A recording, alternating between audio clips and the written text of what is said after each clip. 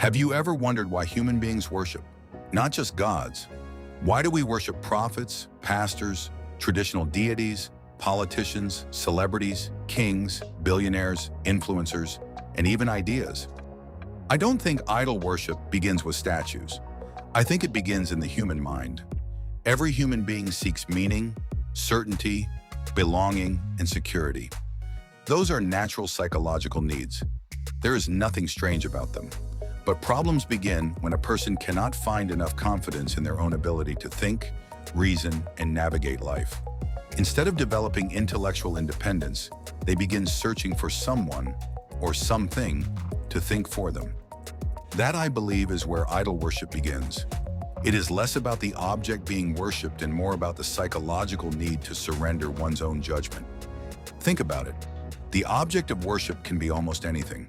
A god, a prophet, a pastor, a traditional deity, a politician, a celebrity, a billionaire, a revolutionary, even an ideology. The names change. The psychology often doesn't. Imagine someone who feels confused, frightened, or uncertain about life. Then a charismatic leader appears and says, "Don't worry, I already know the truth. Just believe me and follow my instructions." What happens? The burden of thinking disappears. Doubt is replaced with certainty, questions become unnecessary, and obedience begins to feel comforting. Now let me be clear, I'm not saying every religious person is psychologically dependent or incapable of critical thought. Human beliefs are complex and people embrace religion for many different reasons.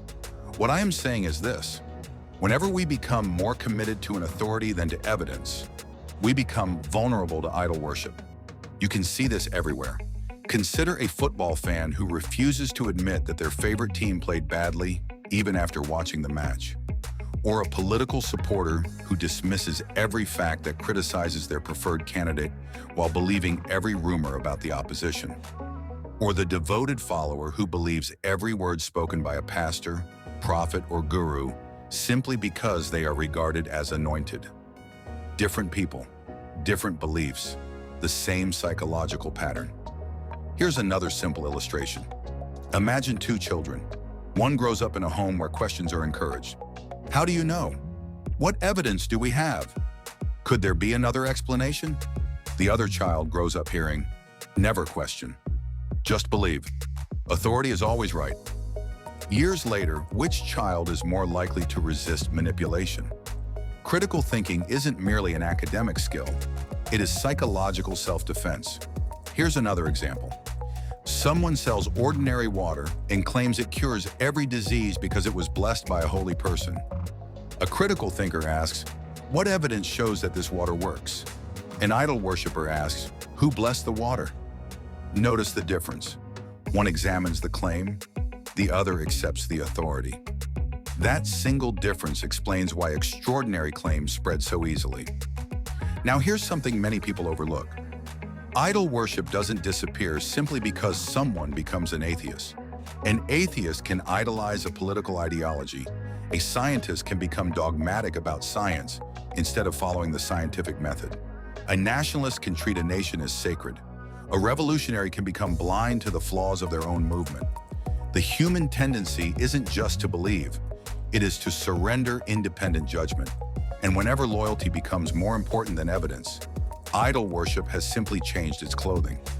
This is why I embrace humanism.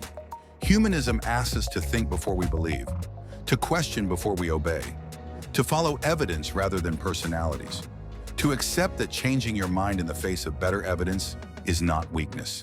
It is intellectual honesty. Perhaps the opposite of idol worship isn't atheism. Perhaps it is intellectual independence. A truly free mind is not one that worships nothing. It is one that refuses to surrender its capacity to question. Because the moment we stop asking, "Is this true?" and begin asking only, "Who said it?" we place ourselves at the mercy of authority. And history has shown time and again that blind devotion, whether to gods, leaders, or ideas, is one of humanity's greatest sources of self-deception. I'm Julius Ihide Itaifo, and this is the Rational Heart Podcast. Until next time, keep questioning, keep learning, and above all, let reason guide your humanity.